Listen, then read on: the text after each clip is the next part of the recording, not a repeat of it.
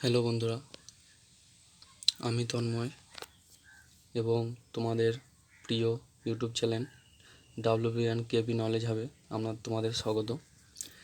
তো আমরা একটি গুরুত্বপূর্ণ টপিক নিয়ে চলে এসেছি, যেটা এখন পরীক্ষায় হুবহু কমনযোগ্য প্রশ্ন হিসাবে আসছে। তো টপিকটার নাম হচ্ছে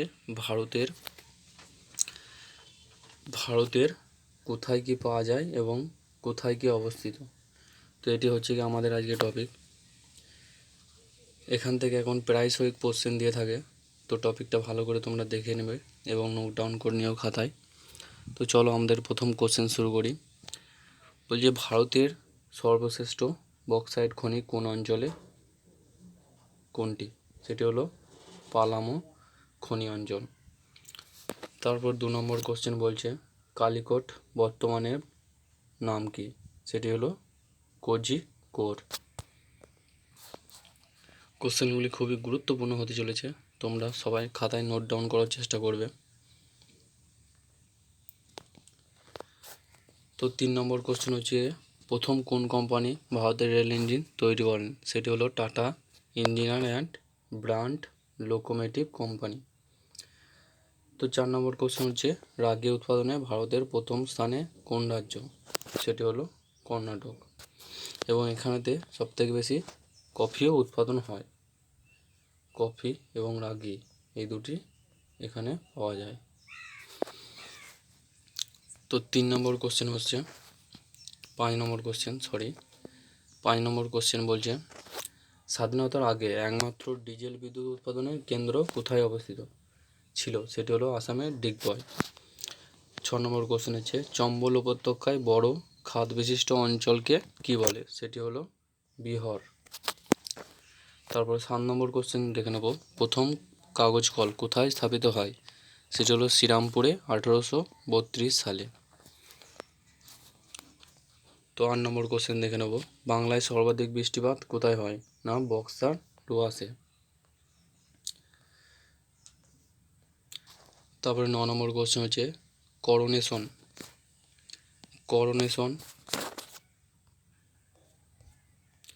9 নম্বর কোশ্চেন বলছে করোনেশন ব্রিজ কোথায় অবস্থিত? সেটি হলো তিস্তা নদীর ওপর। 10 নম্বর কোশ্চেন হচ্ছে কৃষ্ণমৃত্তিকা অঞ্চলের একমাত্র আণবিক বিদ্যুৎ উৎপাদন কেন্দ্র কোথায় আছে? সেটি হলো তারাপুরে। তার মানে এখানেই সবথেকে বেশি বিদ্যুৎ উৎপাদন কেন্দ্র আছে। 11 নম্বর কোশ্চেন বলছে দাক্ষিণাত্যের লাভা মালভূমি অঞ্চলটি কী নামে পরিচিত? সেটি হলো ডেকান ট্রাপ। তারপরে 12 নম্বর কোশ্চেন দেখে নেব, বলছে বাংলাদেশের পূর্ব দিকে অবস্থিত কোন দেশ? সেটি হলো বাংলাদেশ। বর্তমানে বাংলার জেলা সংখ্যা কয়টি? 23টি। উত্তর পূর্ব ভারতের প্রবেশদ্বার বলা হয় কাকে? সেটি হলো শিলিগুড়িকে। 4 নম্বর কোশ্চেন হচ্ছে দাক্ষিণাত্যের প্রবেশদ্বার হলো ক্যানিং।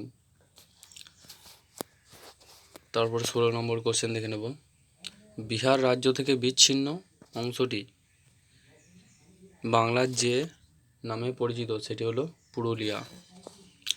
তারপরে বলছে 17 নম্বর কোশ্চেন বাংলার উপর লম্বভাবে সূর্যকিরণ পড়ে সেটি হলো কোন দিন? সেটি হচ্ছে 21শে জুন। 18 নম্বর কোশ্চেন হচ্ছে সুন্দরবন ম্যানগ্রোভ বাতাবন অবস্থিত যে জেলায়? সেটি হলো দক্ষিণ 24 পরগনা। তারপরে 19 নম্বর কোশ্চেন দেখে নেব, বলছে প্রেসিডেন্সি বিভাগের অন্তর্গত জেলা সদর হলো কোথায়? সেটি হলো আলিপুরদুয়ার। 2 নম্বর কোশ্চেন হচ্ছে চিকেন স্নেক নেক বলা হয় কাকে? সেটি হলো উত্তর দিনাজপুর। সিটি অফ জয় বলা হয় কাকে? কলকাতাকে।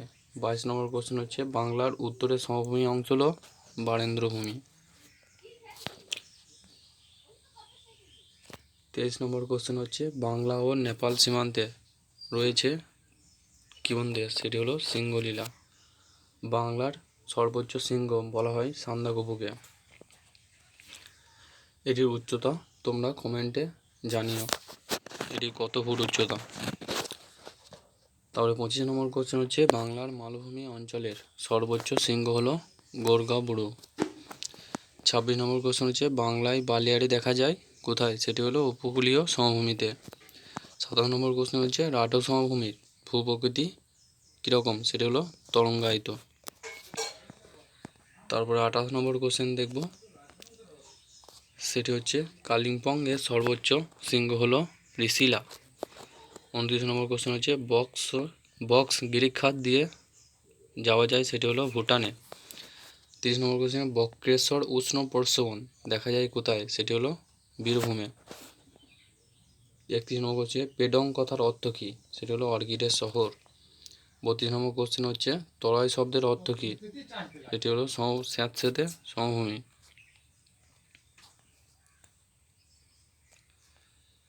তারপরে 33 নম্বর কোশ্চেন দেখে নেবে, বলছে শুশুনিয়া পাহাড় কোথায় অবস্থিত, সেটি হলো বাঁকুড়া জেলায়।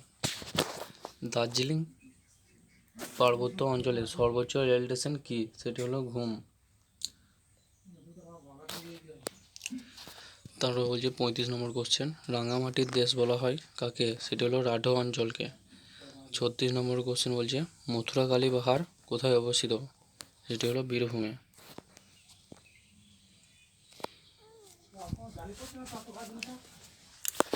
তারপরে 37 নম্বর কোশ্চেন হচ্ছে গঙ্গা দুভাগে বিভক্ত হয়েছে মুর্শিদাবাদের ধুলিয়ানে।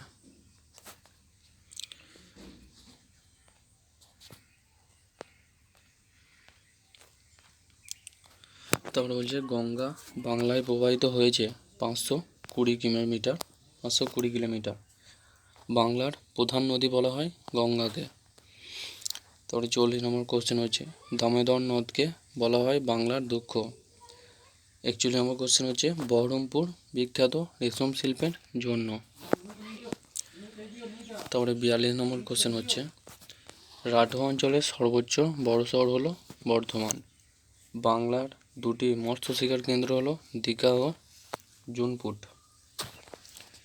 ভারতের প্রথম পাতাল রেল চালু হয় কত সালে বা কোথায়, সেটি হলো কলকাতায় 1884 সালে।